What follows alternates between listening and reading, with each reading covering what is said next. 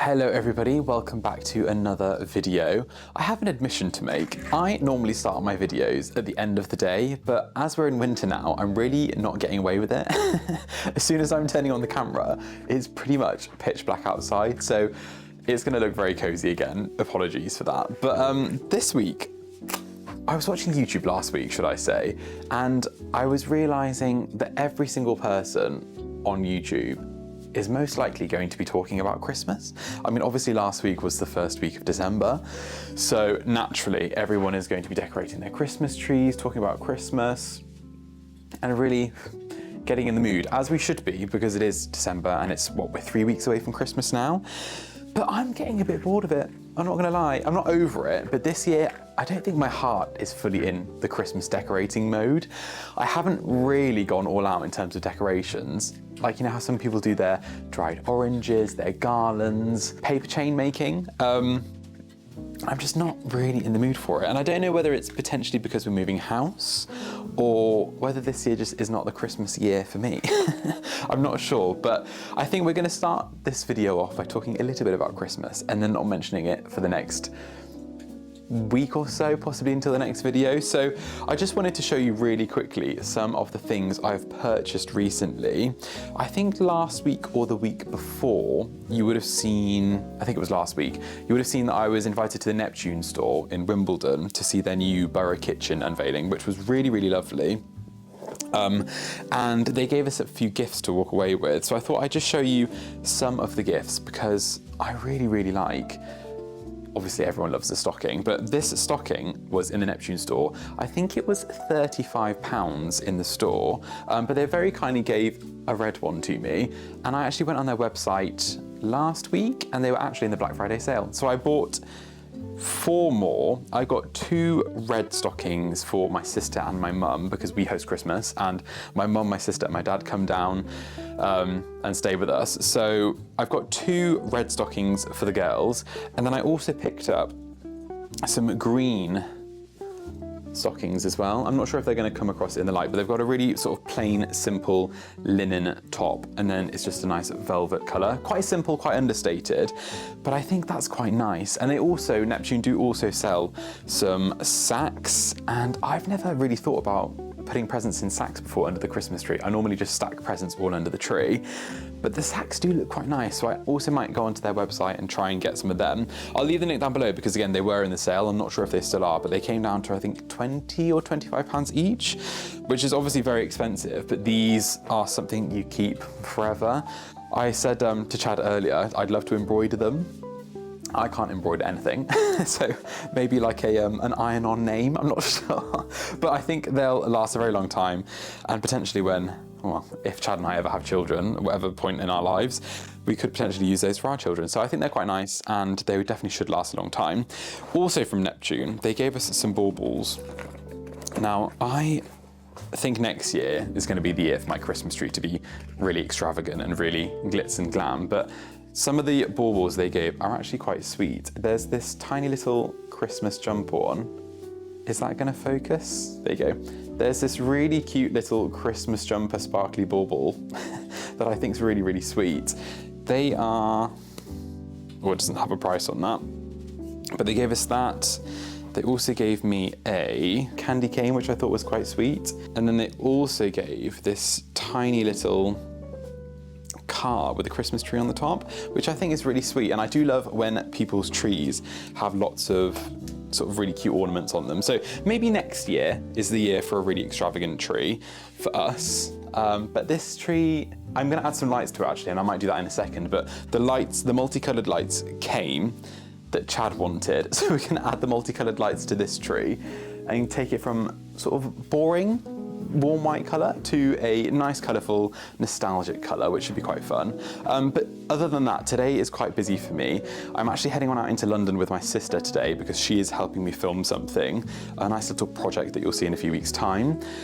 And then I think we're just gonna grab some lunch in London, and then I believe Chad and I are gonna go for dinner So yes, lots of eating to be done, hopefully.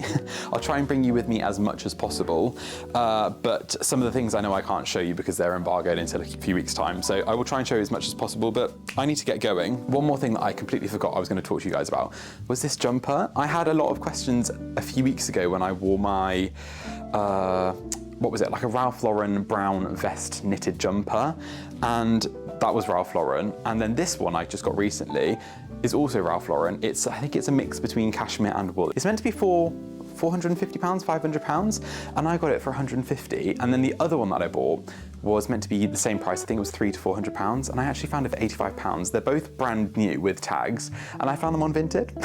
I'm very, very proud of myself. So I need to be staying off Vinted at the moment, especially this time of the year when I'm meant to be buying other people presents. But I just wanted to point out that I never used to shop on Vinted because I thought it was kind of like Depop, where you buy someone's like secondhand dirty trainers. Turns out it's not the case. So, and I also bought my other Ralph Lauren jumper that looks very much like this. I'm just remembering now, the tennis jumper. Also from Vinted, which is really good. So if you're looking to buy people clothes for Christmas, I don't think there's anything wrong with buying. I always try and look for sort of as new stuff as possible on Vinted. But yeah, just wanted to tell you that because I think this is really nice, and potentially this could be a nice Christmas Day outfit with a nice shirt, some nice trousers, and if we need to go out for a nice dog walk or something on Christmas Day, then a nice coat will go on top of this. So yeah, I'm really liking this at the moment. It's very cozy, very comfy for this nice cold weather. But I'm gonna get a coat on, grab all my camera equipment, and then head on out, and I shall take you with me into London.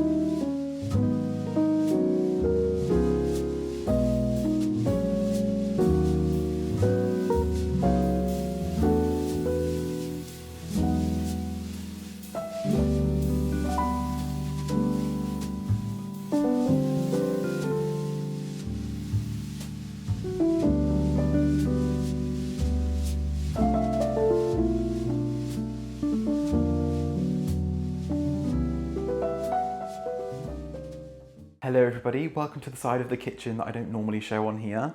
I realised over the past few weeks I only ever show the other side because that's where I cook and do all the prep work. And then I never show this side because this side is normally just covered in appliances and bits. But today I've cleared it up, and the reason I look like this, sorry, I wasn't actually meant to be jumping on the camera, so sorry if I look a bit disheveled, but I've been having a full-on admin day today, and I've literally been glued to my laptop for the entire day. But I thought I'd jump on and show you some deliveries that I've just received. I am really excited to open this one. I've just had a sneaky peek as to who it's from, and I really, really love this brand. And it's a brand that was quite popular a few years ago, but now no one ever really talks about it. And it's Zoflora. They messaged me the other day and asked me if I'd like to receive a little gift for Christmas. And I genuinely love Zoflora, so I said yes. So thank you very much to the team at Zoflora for sending this. It looks like it's a Christmas hamper for the 12 days of Christmas, which is really exciting. Today we're on the 2nd of December, so I get to open too. But it says, we've put together an exclusive Advent hamper for you to enjoy. Inside you'll find 12 daily delights, including our festive cozy moment products to make your Christmas feel and smell warmer and cozy than ever. We hope you have a very merry and cozy Christmas season. Love, Zoflora. Now I have a little admission. Zoflora, I don't normally use on our floor, but I do use to make the house smell nice. I'm sure I'm not the only one who loves a really, really fragranced house. Whether it's candles, whether it's diffusers, I just love to come home, or even when I'm at home, I love to walk into different rooms and smell nice smells. So what I normally do is I normally fill the sink with really, really hot water, either boiling or just hot water. And then I'll pour either some essential oils or Zoflora into the sinks. And it just really fills the room with lovely scents. I did this on our house viewing day, and quite a few people said to the estate agents that the house smelled really nice. And it's because I put the Zoflora winter scent in the bathtub, in the sink upstairs, and in the sink here. It just, honestly, it really fills the house with the scent. So highly recommend doing that if you're a person like me who loves their house to smell nice. But let's bring Christmas to us and open some presents early. We're going to open number one, obviously, because the first was yesterday. And the first is Zoflora Concentrated Multi-Purpose Disinfectant. This, honestly, smells incredible. This is the burnt orange and winter berries version. I'm sure you can get this. I'll leave it link down below. But this, you can literally pop in everything. You can put it in your washing. You can put it in, oh, it smells really nice. You can put it in the sinks like I do. You can put it in your mop bucket. It's literally just a scented disinfectant. So you can use it to disinfect your surfaces, pet areas, use it as a spray. It's the most versatile product. I'm sure you all know about Zoflora, but if you didn't, this is a little, learn with ASHLEIGH moment. And then we're going to open number two, whilst we're here. Ooh, Kingsbridge Milk Hot Chocolate Spoon with marshmallows. Lovely. This is like an authentic hot chocolate where you have to melt the chocolate instead of using powder, which is going to be really, really nice. And I actually might do that in a minute because I do love hot chocolate. And that will be my first hot chocolate of the season, which should be really nice. So thank you so much to Zoflora. I'm actually going to stick to this and use this as my advent calendar because every year my mum usually sends us an advent calendar in the post, and this year she didn't. So I'm really disappointed with her. And I'm going to use this as my advent calendar instead. So no worries, Mum. If you're watching, please don't send me an advent calendar. And then the next thing I'd like to show you is something that Chad actually bought. If you follow Chad on Instagram, Chad always shares his thoughts on his stories. So whether you like his controversial views or not, you can find more on his Instagram. So definitely head on over there and check it out if you want to. But the lamp he's bought is pretty much identical to the one we already have in the lounge from Ochre. It's kind of oriental. The one we have already is pink, and we've got like a straw coloured shade for it at the top. But we've ordered the green one. It's exactly the same, but it's got a green base. I think it's pretty much the same artwork. And this version we've gone for the green base with the green shade. I'll go and show you that now. And get your opinions on it because it was very, very expensive. So this is the ochre lamp we have on this side of the lounge. If you can see, it's kind of, I think it is hand painted, but it's very sort of like lotus flowery, again, quite oriental. And then this is the green version. Obviously we've got the green shade, the green base, and it's not going to stay here. I think we actually want to move it over to the other side. Sorry, you can see my lighting setup in the kitchen. But we're actually going to move it to here and then move this lamp into the lounge, I think. And I think it looks a bit too matchy-matchy in this room.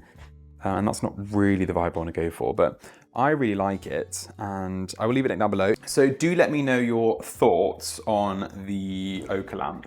It is very expensive. I think it cost around £600. I'll have to double check that, but obviously the base and the lamp shade come separately, which I just find utterly ridiculous. And Chad and I always have this discussion between us, but we don't mind paying for something if we feel as though it's worth it. So if it was handmade in the UK, if it was crafted by an artisan, if it was like a special piece, then obviously we have no qualms paying for that because you're paying for an art basically. The issue we have is when big brands charge a disgusting amount of money for something that's mass manufactured in a foreign country and then imported for dirt cheap. And we just really hate that.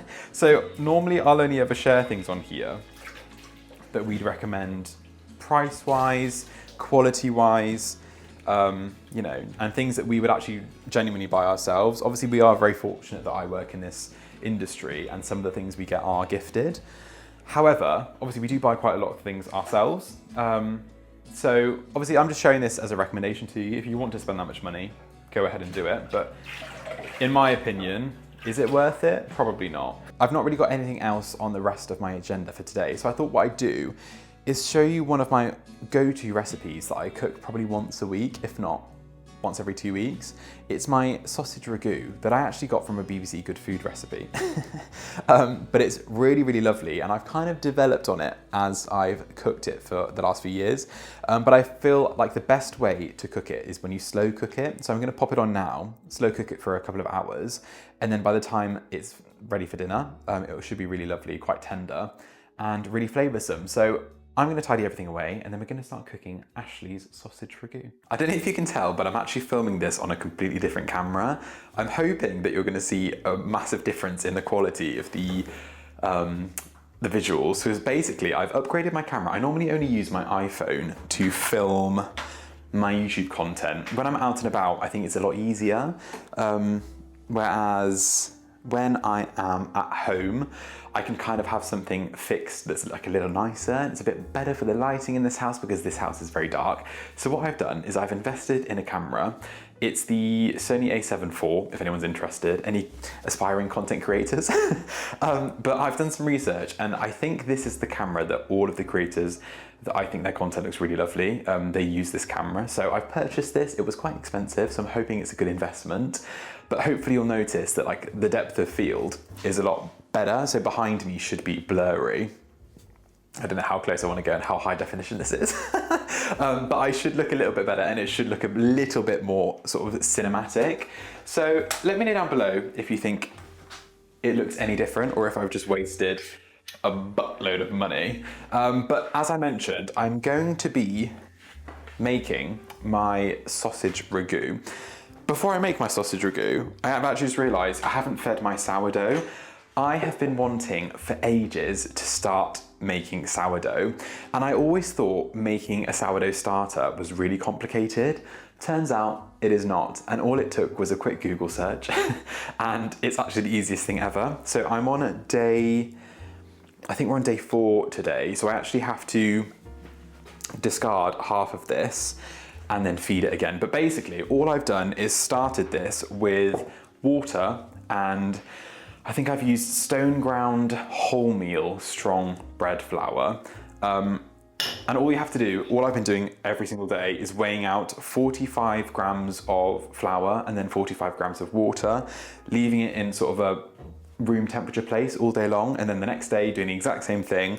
So you do that apparently for the first week, but on day 4 you have to discard half. So I'm just going to discard half with you, so we can, you know, document the fact that I am actually making this myself. But the recipe I've been using is from the Dusty Knuckle book. Let me go and grab the book really quickly. I think they're only in London, but if you don't know, I'm not just saying this, but the Dusty Knuckle have the best bread I have eaten in the UK. I think it's fair to say. I've never had bread that tastes as good as this. They're like staples. They're known for I think it's a potato sourdough loaf. And it's probably the best bread that has ever been created on this planet. Lots of people will say that like Dalesford or Gales bread is a lot nicer. Trust me, it's not. I detest Gales bread especially, but this is the most famous recipe. It's the white potato sourdough. Trust me, if you can go into a Dusty Knuckle, I think there's one in, I think the main one is in I want to say Shoreditch or Hackney, I can't remember. But we're really lucky that our cafe down the road stocks Dusty Knuckle. They deliver it every Monday, I think. So yeah, this is the recipe I've used. This book, I will leave it linked down below, but it's just called The Dusty Knuckle. Seriously good bread, knockout sandwiches, and everything in between. And they're really not lying, but this has everything how to make pastries, soups, obviously mostly bread stuff, because that's what they're known for. But I have been using the sourdough starter recipe. Let me just find that in here. So yeah, this, if you want a screenshot, is the method we're gonna use. So it's just making your own starter from scratch. Day 4, it says you should start seeing some bubbles appear and a nice yogurty, slightly acidic smell. Sounds lovely. Should start to appear. So I've just sniffed this off camera, and it does smell slightly acidic. It just smells like yeasty sort of bread. And I don't know if you can see, but for the past few days there have been no bubbles, and now we are bubbling away. So I think we're on track to, you know, create some sourdough starter. So what I'm going to do now is discard all but 1 tablespoon of starter and then feed it with 200 grams of strong white bread flour and then 150 grams of water. This may seem harder to mix in the jar, and you can always scoop it out, mix by hand in bowl. You just need to mix it until you have no wet bits and no dry bits. Start a discard pot for any starter you'll need to throw away. I don't have another pot to use, so this is literally going to be wasted, and it's too early to bake with it, so I can't actually use the wasted product. So we're literally going to get rid of everything but a tablespoon, which is really sad. If I show you the consistency of this might look really gross on my new camera. Can you see it's already starting to be... Oops! Can you see it's already starting to be a little bit sourdough-like? So, I actually shared this on my Instagram the other day, and so many people got in touch saying they're really interested in this. And genuinely, I ordered this sourdough, I don't even know what you call it. It's the weck jar from Amazon, literally I think 2 or 3 months ago, and I've not used it. It's just been sat in the cupboard because I always thought you needed someone else's starter to use this. So literally I've just left pretty much a tablespoon in here, and then I'm going to add 200 grams, is it? 200 grams of strong bread flour, and then 150 grams of room temperature water. Now I've heard this is the part that a lot of people get wrong. You can't really differentiate the water. It can't be too hot and it can't be too cold. It has to be roughly the temperature of what your room is. I will say with sourdough, I've been told the key to its success is you have to be exactly on the dot with all your measurements. You can't be under or over, just like in the slightest. So everything has to be exactly on the dot, and that one is. So we're going to mix this all together now. I'm going to use the same spoon. Apparently this is going to be a bit harder to mix. It is a little bit. God, it really is. You can book baking courses at the Dusty Knuckle Bakery. Again, I want to say it's in Shoreditch, but I really can't remember off the top of my head. I will leave it linked on the screen now. They teach you how to make sourdough. I think they teach you how to make pizzas, bread, everything. So it might be worth it if you are, you know, an aspiring baker. Maybe a good Christmas present for someone. But genuinely, I cannot recommend the Dusty Knuckle higher. We used to have a local farmer's market, and every Sunday the Dusty Knuckle van would come and sell its bread, its morning buns. They used to have this really beautiful cardamom, I think it's cardamom and pecan, possibly, morning buns. And the queues for this van every single Sunday were about 20, 30 people long for the entirety of the farmer's market. So when I say to you that people know, if you live in East London, you should know about the Dusty Knuckle. But people just know that it's the best bread. I think I'm pretty much done with that now. I have also been told by some of my wonderful followers on Instagram that you can't leave anything on the sides because sourdough starter is known for going moldy quite quickly because obviously you're keeping it at room temperature in a moist environment, so you have to get rid of all the excess just to make sure there's no mold. And then I think that looks pretty much good. I'm just going to clean the tops of this, and there we go. We have our updated day 4 sourdough, and the whole process is 7 days, and then you should be able to use it from day 7, I believe. Yep, you're now ready to start making bread. So day 5, throw away into your discard pot, leaving you with 150 grams, then feed it more flour. So after day 3, you're pretty much doing bigger things with this, but this is what it looks like now. So you can see there's less air bubbles. I have mixed this properly, so I'm not sure why there's an air pocket in there. And I will show you this in a few days' time when hopefully it's sort of exploding with elasticity. And then we can make our first sourdough loaf. I am just going to use my Staub pots. I know you can buy, I think Le Creuset are the only people that do the Dutch ovens, the nice sort of cast iron Dutch ovens, but I'm hoping that I can just use this with a bit of greaseproof paper and it will look fine. So if you have any tips again on sourdough making, you're all very domesticated on this channel. And I very much appreciate that. I feel like we're all lovers of food and homemaking. So I really do value your opinions. on that. There you go. I'm just going to give this a quick wipe down, and then we're going to be making our sausage ragu. Again, this sausage ragu, my top tip is you have to get good quality salsiccia. I normally use this one, Salsiccia Classica. I normally get this from our local Italian deli. So if you do have an Italian deli near you, support the small businesses instead of going to the big shops for this, because normally the Italian delis do have the best sausage selection. So definitely try and go to an Italian deli, because the flavor of the salsiccia really does make or break the sauce. And then the second thing is we're going to add milk to this at the end when everything's sort of mixed together. So we're going to add milk and lemon shavings, lemon zest. And the milk quality also has to be top notch, because it adds to the creaminess of the sauce. So invest in a really good sausage meat and invest in a really good milk, and then this recipe should be perfect. Right, so to start, we are just going to preheat our pans. I like to cook my sausages to start with. So we're just gonna pop a little bit of olive oil in the pan. I like how I just said a little bit, that was quite a lot. And then what we're gonna do is take the skins off the sausage meat. This might be quite weird to some people, but sausage skin in a ragu does not taste nice. So what you do is slice down the top and then pull out the sausage meat, and then I just break up the sausage meat and pop it into the pan. Nice and simple. You wanna cook this over like a medium to high heat. I like to cook it for longer, so the sausage meat is quite crispy, because all you're going to do is pop it back into the sauce and it's going to sort of get soggy again. I like to make it crispy. Again, just slicing down the sausages. And then breaking up the sausage meat again.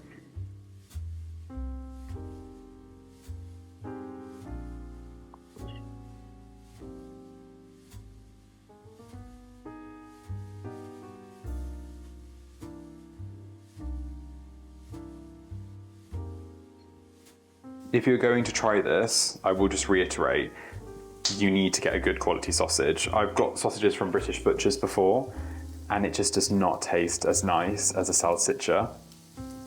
I'm not sure why, but it doesn't. So if you're going to try this, just go to an Italian deli. That's my one piece of advice. And then once your sausage meat is cooking away in one pan, we're then going to make the actual sauce for the ragu. So basically just going to dice some onions, let them soften and brown. And then we're just going to add some rosemary, chili flakes, and garlic.